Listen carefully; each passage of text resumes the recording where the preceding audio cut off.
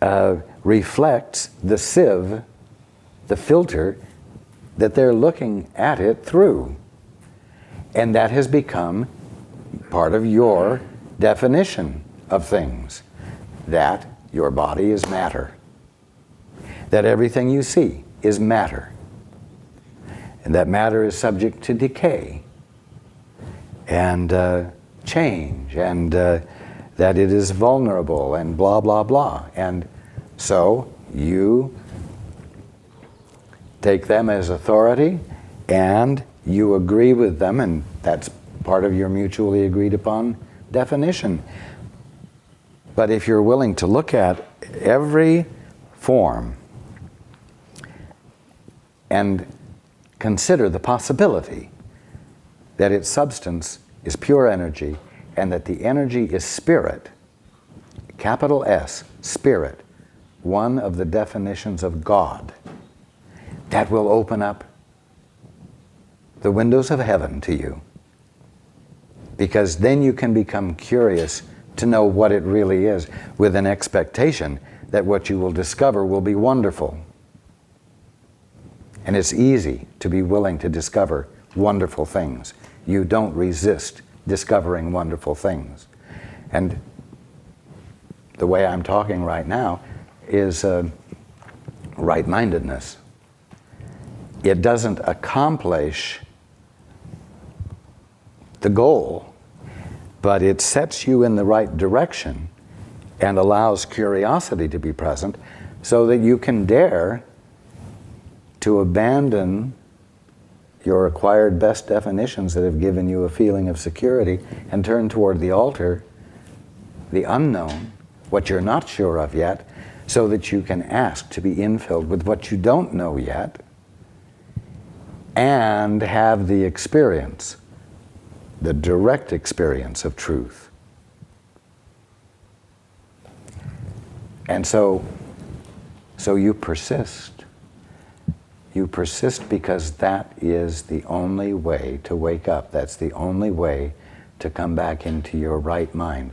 That's the only way to undo the separation that you believe you accomplished, but never did. To hear or see the truth, know the truth as the Father would have us in a specific situation, and have a willingness that's more than just a little willingness, and not confounding it by keep defining it and saying, Father, this is the way it is, but just continue with the prayer, the holding the thought, let me see it as you would have me see it. And being patient. Let me just say this.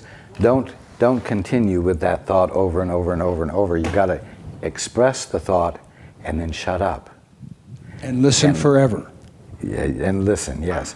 And maybe occasionally renew the question, but let there be longer periods of willing attentiveness to the answer. Okay. Now, there's one other aspect here. If you don't seem to have instantaneous healing, then be willing to hear from your guidance that it's appropriate for the nearest approximation of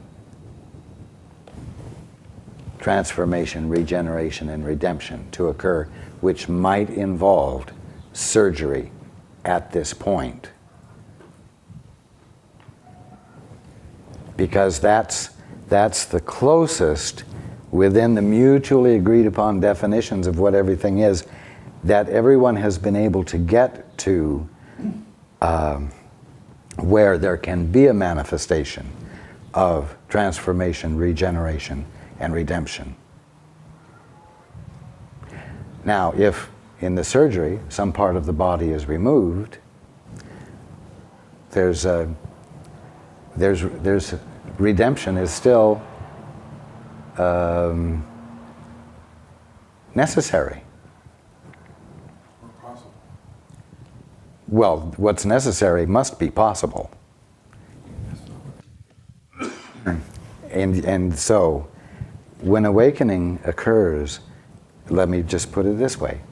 everything that might seem to have been taken away through processes that were lesser approximations of wholeness and completeness, or lesser attempts to arrive at healing through surgery or whatever. Those things that were missing will be there, will be returned. The redemption of what identifies your presence, your individuality perfectly, will be whole. The redemption will be complete.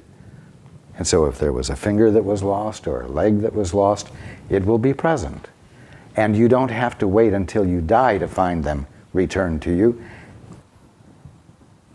I was going to say, my God, be willing to expect a miracle. And that's what let your definition of miracle include that kind of embodiment of God's perfection in a moment, in an instant, and not as something that must take lifetimes to refine your soul to come back into the full experience of. So the process of removal that allows life at the human level could be the miracle, even though that's not the way we would want to see it. That is correct. If you must read to connect with the truth,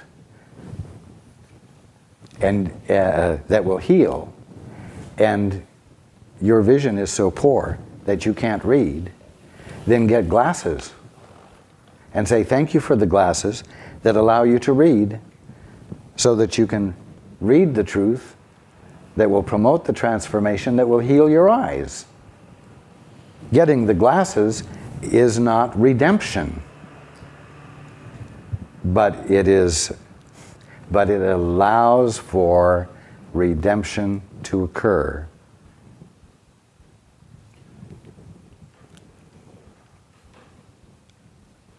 So turning to the altar, asking to see it, and being at peace with the removal or surgery could be the Father's answer to my, let me see it as you would have me see it. The peace, the level at peace.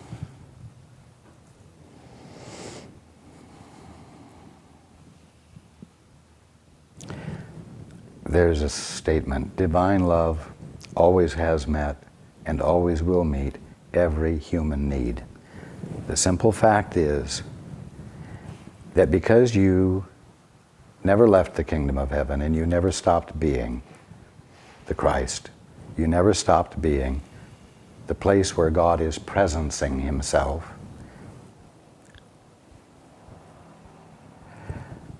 the truth about you, your wholeness, the truth about you that you are loved, the truth about you that you were never abandoned,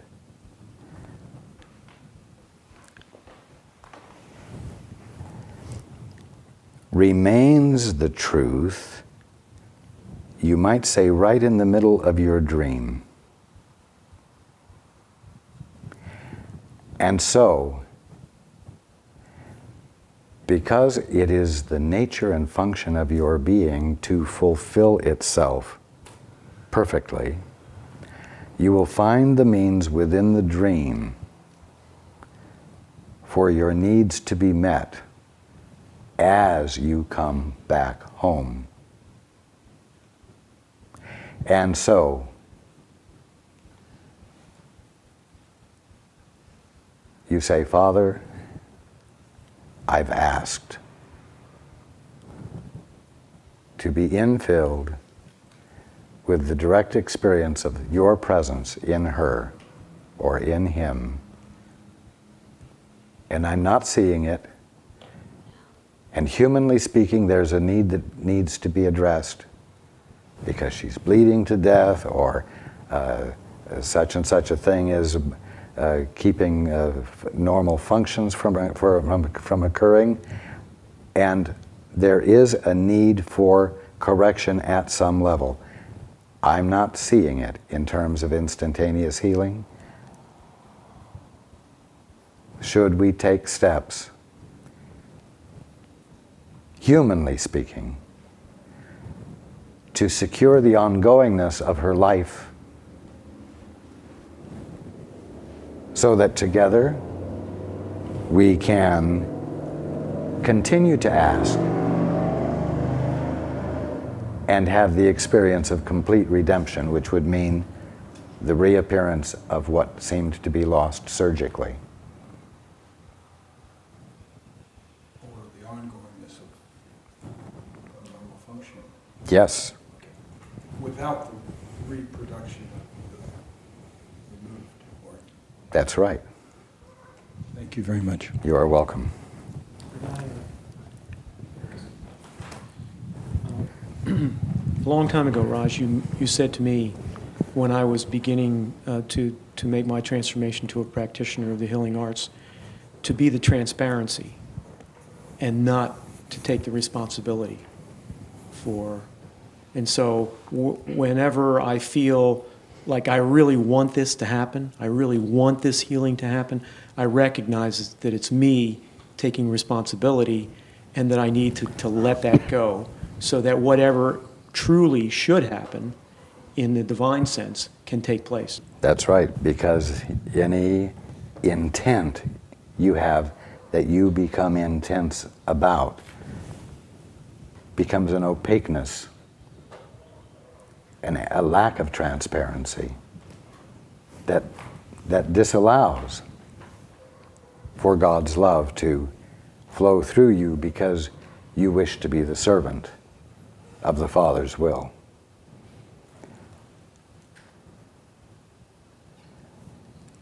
You cannot be willful about another's healing. You must be willing to allow it. And in order for that to happen, you have to get out of the way as an ego. Having a want. We'll stop it. Pardon? It will stop it. Yes. Because at the bottom line, what the ego wants is it wants to have healing at its hand. When you want it to be evident that you accomplished it. For credit. Exactly. And that's where the opaqueness is. Okay. It is miracle-minded because it heals misperception. And this is indeed a miracle in view of how you perceive yourself. Right-mindedness is miracle-minded because it heals misperception. It heals misperception because its result is that you become infilled with the direct experience of truth. And this is indeed a miracle in view of how you perceive yourself. So the interesting thing is that the correct perception of yourself at the moment is that there's no you to have a perception at all. And that your assertion that you do exist as something capable of having perceptions of reality is a pure illusion, a mistake, a confusion, calling for correction.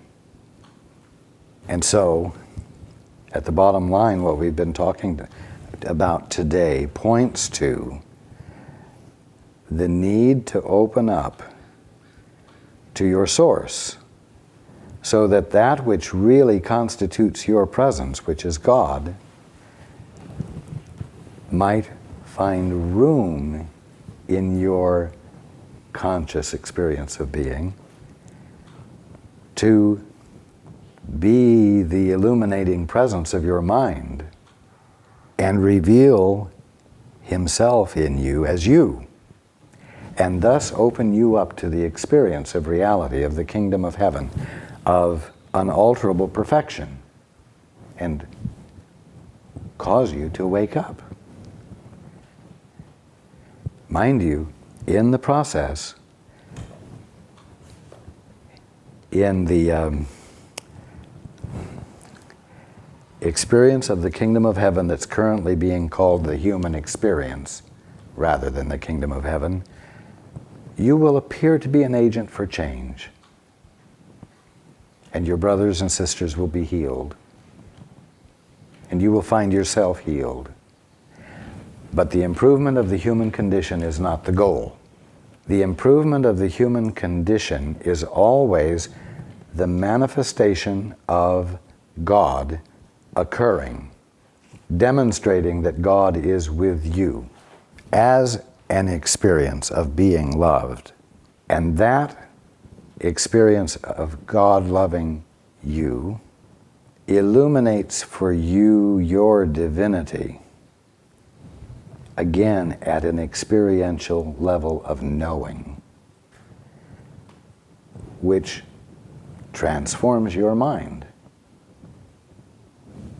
and opens the door for more and more influx of the conscious experience of truth. And so in a way it's a self-fulfilling movement of awakening. And this is just the beginning of this section. There's more good stuff coming. But we will end here for today. Thank you. Thank you.